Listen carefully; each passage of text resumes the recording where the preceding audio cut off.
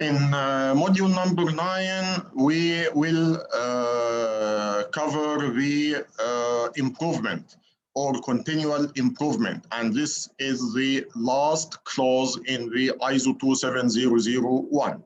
This is the last clause in the ISO 27001.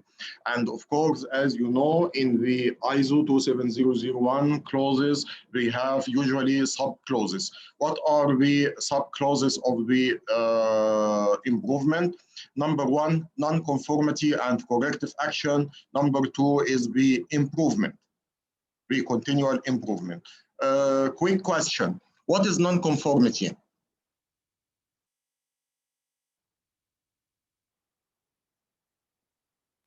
I think we discussed it once. Non-conformity is to continuously change, to update and develop. No. Non-conformity is the requirement the company is not compliant with. That's right. The non-conformity, it's non-achieved requirements. It's non-achieved requirements. This it will be very important. Another question, what is the difference between non-conformity, event, and incident? What is the difference between non-conformity, event, and incident?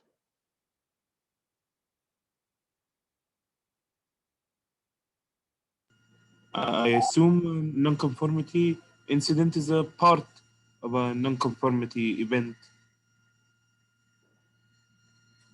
Okay, any other opinion?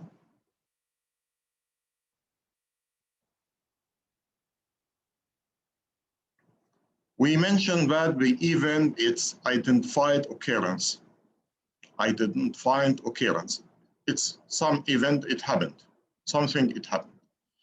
If this event affects the asset security, then it will be an incident. If it's not, then it will not be promoted to incident. When the incident, it will be an event which it will affect the security, asset security.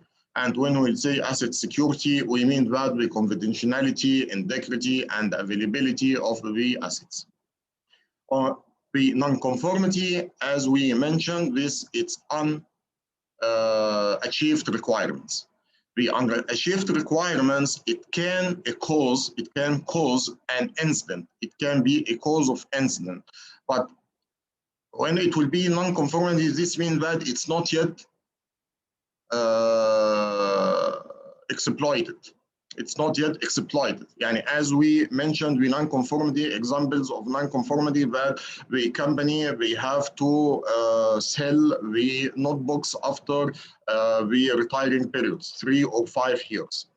One of the requirements that the data, it should be deleted completely from the hard disks of the notebook before selling the notebook.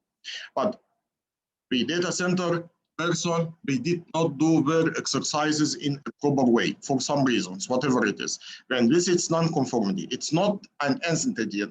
It's not an incident yet. But if the person who will purchase the notebook and he discovered this data and he utilized it in a bad way, he published it over internet, or he leaked this data on social media or whatever, then this means that he will be in the company, it will be in a problem, and this, it will cause an incident because the information is considered as asset, and this, it will be data leakage, it will be considered as a, it will threaten the asset security, and this means that now it is changed into the incident. This is the relation between non-conformity, event, and incidents. If we want to have more details and information about the non-conformity and the continual movement, in non-conformity, it means you have to define what are the resolving process of non-conformity. What are the resolving process? You must have a resolving process. Now you discovered that you have non-conformity. Then what you have to do? Do we have to complain and escalate the case to top management, and we have to point each other, this is your problem, no, it's my problem?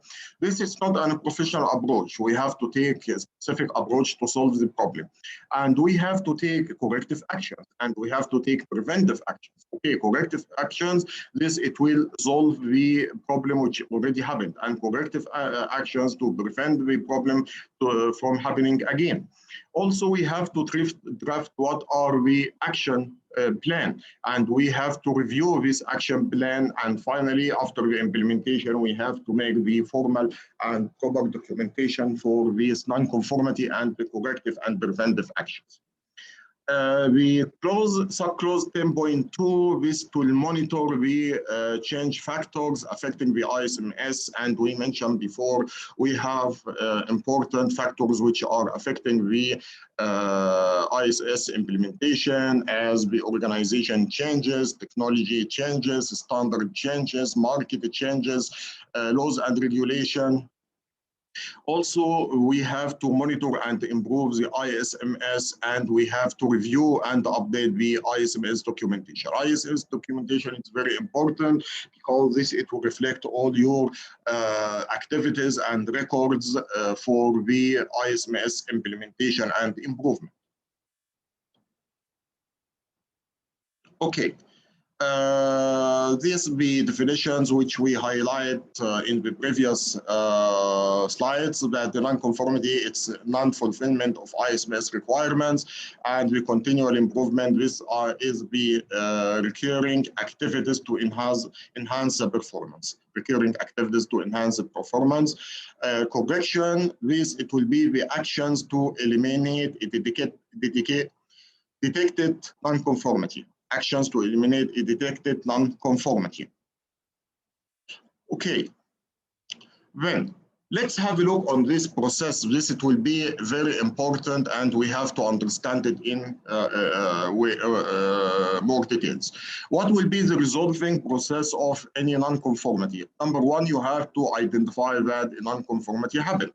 We have to discover that there is a non-conformity. For example, that the hard disks of the notebooks, old notebooks are not whipped. Then we have to establish a team, because this requires a team. It may require people from data center, require a team from legal department, require a team from IT support, whatever the team which you require. In this case, you have to establish the team.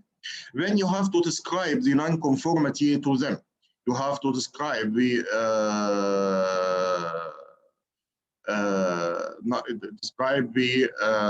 non-conformity to the people. Then they will be able to find the corrective action.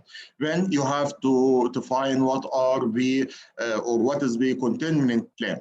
Now we have a non-conformity, we have to take a containment plan. It's an action which it should be taken immediately to avoid any instance. Yani, for example, if we discovered that the hard disks of the notebooks are not whipped up, then we have to take a decision that please don't deliver the notebooks to the new persons who buy these notebooks. Just keep these notebooks for some time in the organization till we erase the data and make sure that the data is already whipped up. Then we can deliver these machines to the new buyer. We have to find the root cause analysis. It's very important to understand the root cause analysis. Usually as Arabs, what we are doing, we are solving or we are reacting for a problem. We have a problem, we have to react for it. We have to find to solve how we can fix it. Okay, that's good, but we have to find the root cause, why this happened. because we data center engineers or technicians, we don't understand the standard in a proper way, or because we are not satisfied about their salaries and we are thinking that we deserve better appreciation when we are not doing their exercises and their job responsibilities properly, or what is the real cause. And if we discover the real cause, this means that we will be able to find out the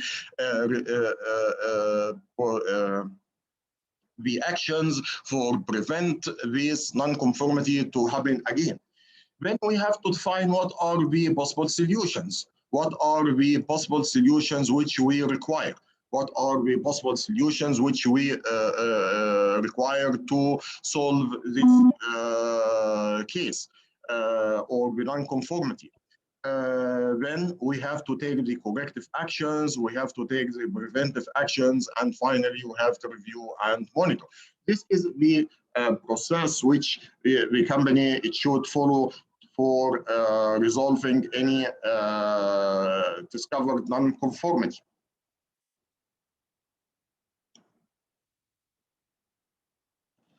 Corrective action. What is a corrective action?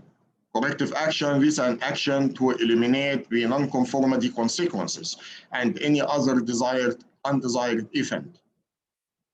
Preventive actions, these are the actions which prevent the occurrence of the non-conformity and eliminate its cause. And again, now we have another process to follow up.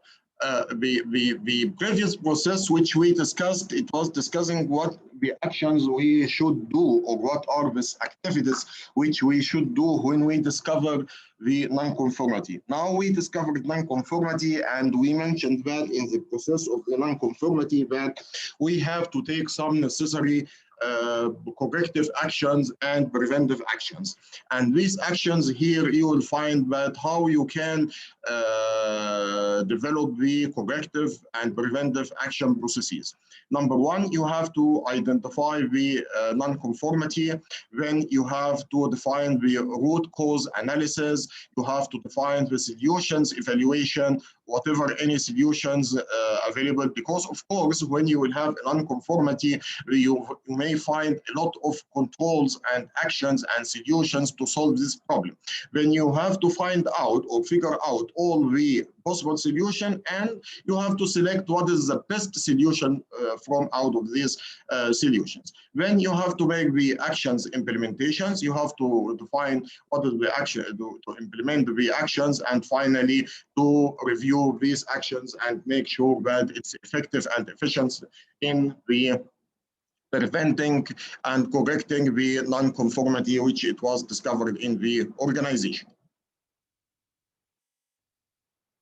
Okay. As we mentioned in the clause 10.2 for continual improvement, we mentioned that we have to monitor the change factors. And these change factors are affecting the ISMS processes. And what are these change factors which are affecting ISMS implementation?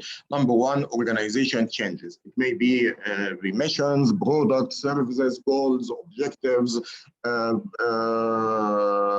context, or in other words, the factors which are affecting the organization. Also for the technology changes. For example, in the current time, we have some new emerging technology as artificial intelligence, machine learning, digital transformation, and all these technology, it will provide a more way for your customer and easy way to understand your products and utilize your products. But of course, as these technologies are still new and the security controls and measures are not mature enough till this moment for this technology, then they can create new risks and emerging risks, which it should be taken in consideration, and you have to evaluate it. Because if you create new risks and these risks are exploited by hackers or crackers or whatever, then this means that it can create a burden for the company and for your business. Also, you can have some external changes for the organization as laws and regulations, customers, partners, market challenge, new competitors in the market, and so on. Finally, the ISMS changes. Before we had version 2008, and now we have 2013 with the new processes and requirements. And this means that these changes that may affect the ISMS implementation. And in the future, if we had a new version of the ISMS processes, then this means that we have to take it in our consideration and we have to update our ISMS implementation. We have to maintain and improve the ISMS, and as we mentioned before, the improvement process, it can be taken on a regularly based, and this it will be responsibility of top management. It can be go through internal audits, it can go through management reviews, it can go through hearing the stakeholders' opinions and feedback for improving, adding new tools, software, hardware, technology, whatever the tools which it can improve the ISMS performance and the effectiveness in achieving the organization's goals and objectives. It's very important to keep the ISMS documentation up to date, reviewed and up to date. This is very, very important task. This is a very important task, and with a key management, key success in the ISMS implementation and operation, and for ISO 27001 auditing, this again, it will be very important. And these documents, it must be reviewed and updated on regularly based. And this documentation, of course, it should consist of, it's not limited to, but these are some of the documents which should be available in the ISMS documentation: security policy, ISMS objectives, risk assessment results, risk treatment plan, competence programs and records, awareness program and records, monitoring and measurement results, internal audit reviews, management review meeting records, and so on. These are the information which are mandatory, and you have to keep an eye on them, and you have to keep this up to date, because this it will help you to make sure that the ISMS implementation is effective in your company and it's doing its role in protecting and managing the data. How the XYZ company, it will implement clause number 10 for the improvement in its company to make sure that it will be able to achieve the ISO 27001 certificate. Number one, we have to be, as per the international best practices, we have to develop the non-conformity corrective processes. And of course, we discussed this non-conformity process in the previous phase.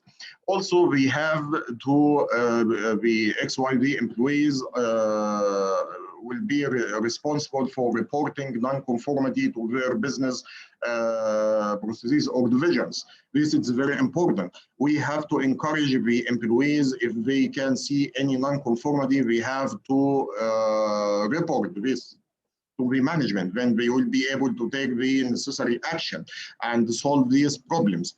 Also, we have to arrange awareness programs for the XYZ company employees to raise the awareness of ISMS requirements and how to process of non-conformity discovery. Again, this is one of the points or objects which should be added into the ISMS or awareness program. And this in awareness program, this it will should be come in the general awareness programs, because this is the point, it should be covered by all the categories of the users in your company. CISO and security team are responsible for reporting the non-conformity. CISO and security team, we are responsible for reporting non-conformity in their departments, in security department. And also we have to update the internal auditor with the corrective action for follow-up. Then if we discovered non-conformity, then the CISO and the security team, we will be responsible for reporting this non-conformity, and we have to update the internal auditor when we will be able to follow up the corrective actions and preventive actions to prevent this non-conformity occurrence. The internal auditor is responsible to discover the non-conformities. The internal auditor is responsible to discover the non-conformities related to XYZ company security operations and controls. And we have to follow up with the CISO to implement the corrective and preventive actions. And as a quick recap here, my friends, that this part is very important. Why? Because now CISO and the security team, we will be responsible to report the non-conformity, and the internal audit, we have to follow up the corrective actions and preventive actions for these implementations. Okay. In non-conformity and corrective actions, we have to develop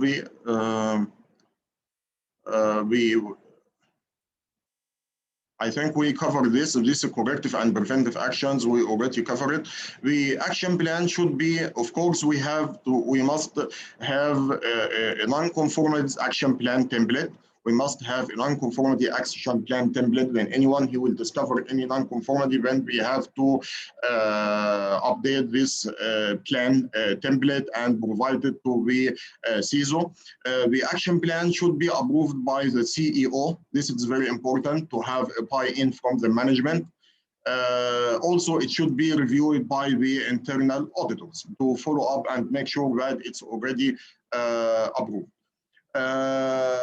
The documents for non-conformities, corrective and preventive actions should be kept for 2 years in XYZ company. It will be used for learned lessons and to develop and update the ISMS documentation as well. It will be held for the learned lessons and to update the ISMS documentation. This is a sample of the non-conformity template. It has the name, it has a description, it has a division, the owner, corrective actions, implementation date, deadline, and responsibility, implementation responsibility. What are the preventive actions? What are the implementation date, the deadlines for the preventive actions, and who is the responsible person for the implementation? Okay, in XYZ company, we had some management decisions that we will develop non-conformity process, and the people, it will be responsible for reporting non-conformity. We have to develop the XYZ awareness session company. CISO and security team will be responsible for reporting non-conformity, and the internal auditor will be responsible to follow up the actions. This was the recap for the points which we highlighted before. In the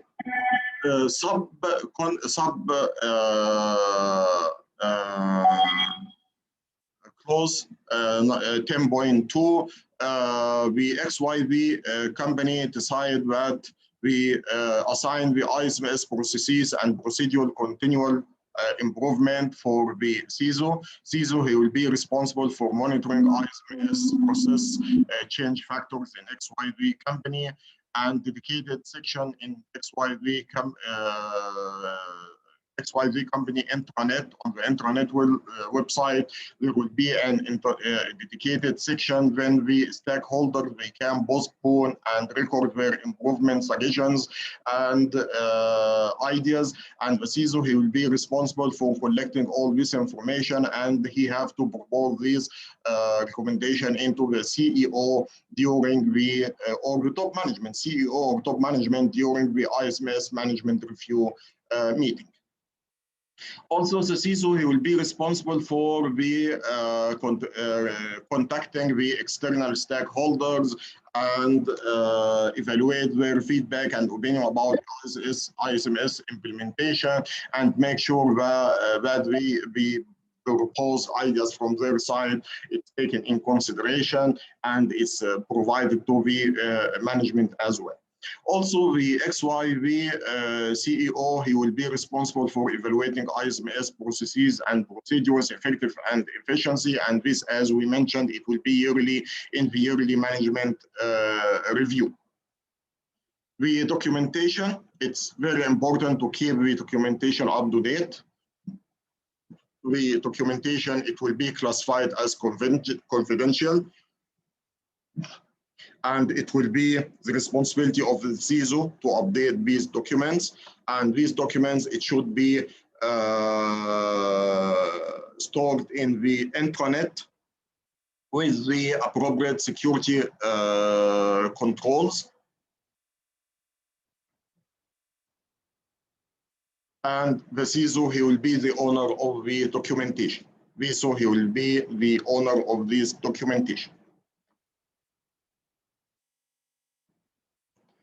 And these are the sample of the documents which we discussed before, where we have to keep them up to date for the ISMS implementation. What are the documentation required? Of course, the non-conformity and the corrective actions, these are mandatory. For continual improvement, it's nice to have, it's not mandatory, it's nice to have.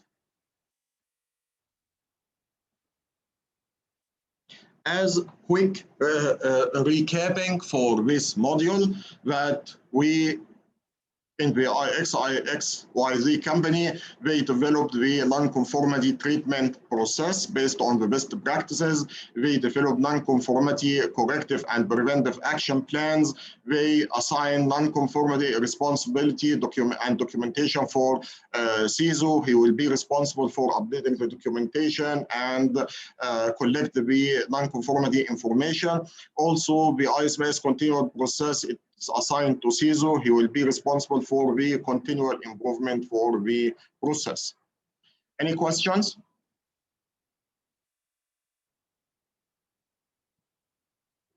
No questions. Alhamdulillah. Okay.